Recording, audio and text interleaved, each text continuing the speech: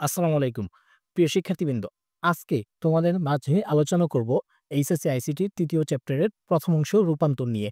আজকে রূপান্তরের ১ম ক্লাস একদম শুরু থেকে আমি ক্লাসটি করব।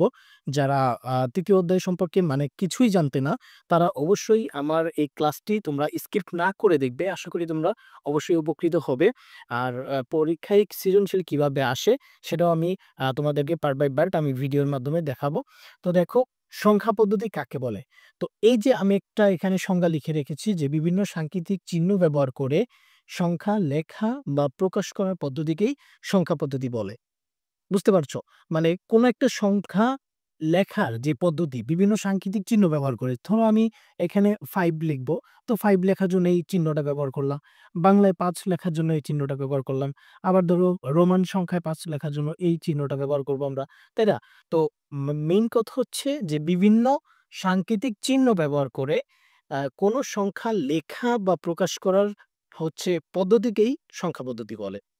বুঝতে পারছো?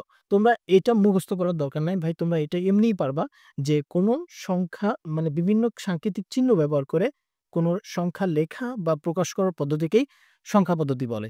এবার আসি সংখ্যা পদ্ধতি কয় প্রকার? সংখ্যা পদ্ধতি আমাদের প্রথমত সংখ্যা পদ্ধতি হচ্ছে ২ প্রকার। সংখ্যা পদ্ধতি ২ প্রকার। ঠিক আছে? তো একটা হচ্ছে পজিশনাল সংখ্যা পদ্ধতি, আরেকটা হচ্ছে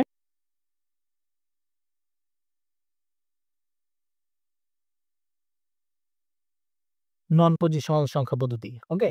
তো এই পজিশনাল সংখ্যা পদ্ধতি এবং নন পজিশনাল সংখ্যা পদ্ধতির মধ্যে এই পজিশনাল সংখ্যা পদ্ধতি বলতে কি বোঝায়? যে সংখ্যা পদ্ধতির স্থানীয় মান আছে, সেই সংখ্যা পদ্ধতিকে পজিশনাল সংখ্যা পদ্ধতি বলে। ফর এক্সাম্পল, দেখো আমি যদি এখানে আ লিখি যে 35, এখানে কিন্তু এটার কিন্তু একটা স্থানীয় মান আছে। তার মানে এটা হচ্ছে একক স্থানীয় অঙ্ক, আর এটা হচ্ছে দশক স্থানীয় অঙ্ক। ঠিক আছে?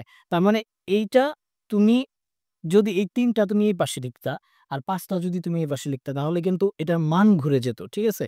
তার মানে এই সংখ্যা পদ্ধতিকে বলতেছি আমরা পজিশনাল সংখ্যা পদ্ধতি। যেই সংখ্যা পদ্ধতির স্থানীয় মান রয়েছে। আর নন পজিশনাল সংখ্যা পদ্ধতি কি ভাই? নন পজিশনাল সংখ্যা পদ্ধতি হচ্ছে যেমন আমরা রোমান সংখ্যা আমরা সবাই জানি। ঘড়ির কাঁটায় থাকে, অনেক সময় দেখা যায় 1, 2 এভাবে 3, 4, 5, 6 এভাবে লেখে। ঠিক আছে? তো এই যে রোমান সংখ্যাগুলা, এগুলো হচ্ছে নন পজিশনাল সংখ্যা পদ্ধতি। তো নন পজিশনাল সংখ্যা পদ্ধতি কিন্তু অনেকই আছে। তার মধ্যে এটা কিন্তু সবাই মেক্সিমাম চিনে যে এটা হচ্ছে একটা নন পজিশনাল সংখ্যা পদ্ধতির একদম শ্রেষ্ঠ উদাহরণ। তার মানে এটার কিন্তু কোনো স্থানীয় মান নেই। ঠিক আছে?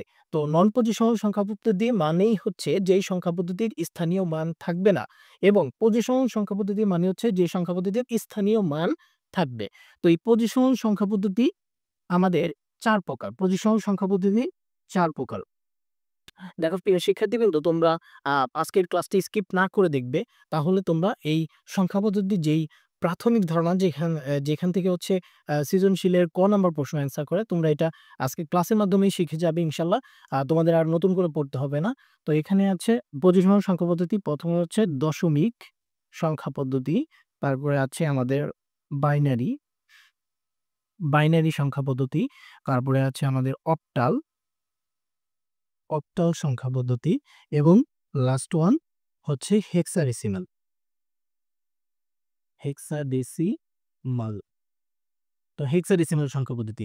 এই হচ্ছে আমাদের ৪ টা পজিশনাল সংখ্যা পদ্ধতি। তো এই ৪ টা পজিশনাল সংখ্যা পদ্ধতির মধ্যে দশমিক সংখ্যা পদ্ধতি, এটা আমরা কিভাবে চিনব? এই দশমিক সংখ্যা পদ্ধতির বেজ বা ভিত্তি যেটা আমরা বলি, তো বেজ বা ভিত্তি হচ্ছে ১০।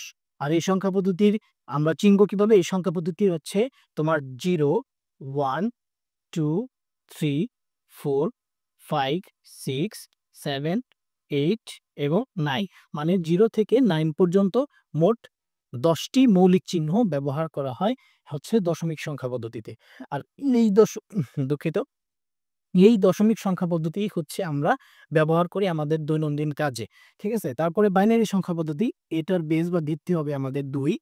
এবং এই সংখ্যা পদ্ধতিতে ব্যবহৃত মৌলিক চিহ্ন হচ্ছে শুধুমাত্র ২ টি 0 এবং 1, ঠিক আছে? আর এই সংখ্যা পদ্ধতিটা ব্যবহার করে সবথেকে বেশি ব্যবহার করে হচ্ছে তোমার কম্পিউটার বা ডিজিটাল যে সকল হচ্ছে তোমার যন্ত্র আছে সেগুলা। তো এখানে হচ্ছে শুধুমাত্র ২ টি বর্ণ মৌলিক চিহ্ন আছে 0 এবং 1।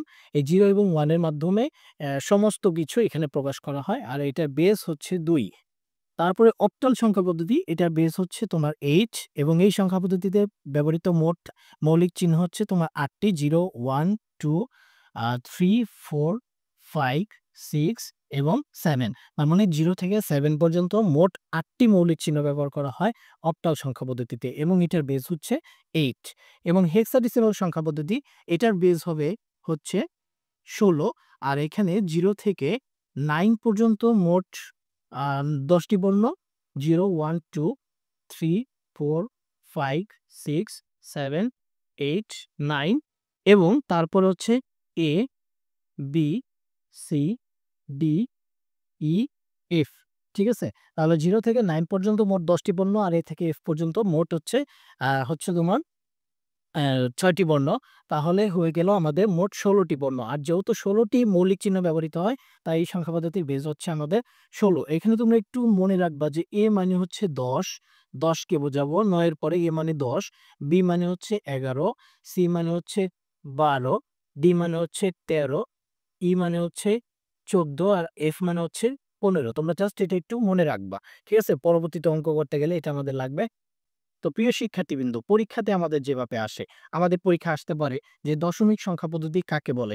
খুবই সিম্পল, আমি তোমাদেরকে বলে দিচ্ছি, তোমরা মুখস্থ করার দরকার নেই। একবার শুনলেই পড়গুলা অটোমেটিক পারবে যে যেই সংখ্যা পদ্ধতিতে ০ থেকে ৯ পর্যন্ত মোট ১০ টি বর্ণ ব্যবহার করা হয় এবং যার ভিত্তি হচ্ছে ১০, তাকে দশমিক সংখ্যা পদ্ধতি বলে। ঠিক আছে? যে সংখ্যা পদ্ধতিতে মোট ১০ টি মৌলিক চিহ্ন ব্যবহার করা হয়, 0 থেকে 9 পর্যন্ত মোট ১০ টি মৌলিক চিহ্ন ব্যবহার করা হয় এবং যার ভিত্তি হচ্ছে ১০ বা বেস হচ্ছে ১০, তাকে দশমিক সংখ্যা পদ্ধতি বলে। ঠিক একইভাবে যদি প্রশ্নে আসে ক নম্বরে যে বাইনারি সংখ্যা পদ্ধতি কাকে বলে, তাহলে আমরা বলব যে সংখ্যা পদ্ধতিতে 0 এবং 1 আ মোট ২ টি মৌলিক চিহ্ন এবং যার ভিত্তি বা বেজ হচ্ছে ২, তাকে বাইনারি সংখ্যা পদ্ধতি বলে। অক্টাল সংখ্যা পদ্ধতি সেম, যে সংখ্যা পদ্ধতিতে 0 থেকে 7 পর্যন্ত মোট ৮ টি মৌলিক চিহ্ন এবং যার আ বেজ হচ্ছে 8, তাকে অক্টাল সংখ্যা পদ্ধতি বলে। হেক্সাডেসিমালও তাই, যে সংখ্যা পদ্ধতিতে 0 থেকে 9 পর্যন্ত মোট ১০ টি বর্ণ এবং A থেকে F পর্যন্ত মোট ৬ টি বর্ণ আ মু আ এবং যার বেস বা ভিত্তি হচ্ছে ১৬, তাকে হেক্সাডেসিমাল সংখ্যা পদ্ধতি বলে। তো আশা করি তোমরা এখান থেকে প্রশ্ন আসলে তোমরা অবশ্যই দিতে পারবে। আর আরেকটি কথা হচ্ছে যে নন পজিশন সংখ্যা পদ্ধতি, এটা কোনো প্রকারভেদ হয় না। সুতরাং আমরা শুধুমাত্র পজিশনাল সংখ্যা পদ্ধতির যে ৪ টা প্রকারভেদ, এই ৪ টা প্রকারভেদ থেকেই আমাদের হচ্ছে রূপান্তর করতে হবে। ঠিক আছে? তো প্রিয় শিক্ষার্থীবৃন্দ, আমাদের পরীক্ষাতে আমরা দেখব যে আমাদের হচ্ছে দশমিক থেকে বাইনারি বা দশমিক থেকে অক্টাল বা দশমিক থেকে হেক্সাডেসিমাল বা হেক্সাডেসিমাল থেকে দশমিক, এভাবে আমাদের কিন্তু রূপান্তর থাকবে পরীক্ষাতে। তো এই রূপান্তর আমি নেক্সট ক্লাসে ইনশাআল্লাহ আলোচনা করব। আজকের ক্লাসটি এ পর্যন্তই। তোমরা আশা করি আজকের ক্লাসটি এনজয় করেছো এবং পরবর্তী ক্লাসটি অবশ্যই তোমরা দেখবে। আশা করি এই সংখ্যা পদ্ধতির রূপান্তর নিয়ে তোমাদের মাঝে আর কোনো ঝামেলা থাকবে না। টিল দেন সবাই সুস্থ থাকবে, ভালো থাকবে। আসসালামু আলাইকুম।